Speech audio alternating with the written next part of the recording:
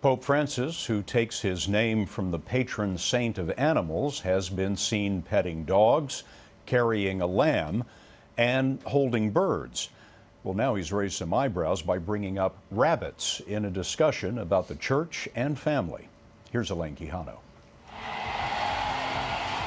Pope Francis was returning home from the Philippines, a trip where he was embraced by a population that is more than 80% Catholic. He held an hour-long news conference aboard the papal plane and gave a blunt response to a question about the church's stance against contraception. Speaking in Italian, he said, "Some think that, excuse me if I use that word, that in order to be good Catholics, we have to be like rabbits. No, responsible parenthood. This is clear." There's a stereotype, I think, that if you're a good Catholic family, you have to have 10 or 12 kids, and he's going against that. Father James Martin is a Jesuit, like Pope Francis. Was he giving the green light to contraception?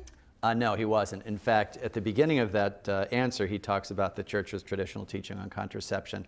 And actually, this has been said by a number of popes all the way back to Paul VI, responsible parenting. So he's actually not saying anything new. It's the way he's saying it, as is typical with Pope Francis.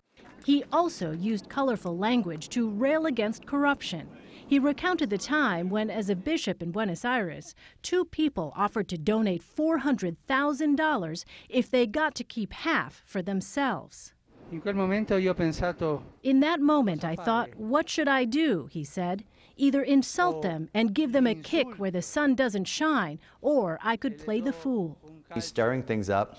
He's trying to get us to look at things in a fresh way, and I think that's all to the good.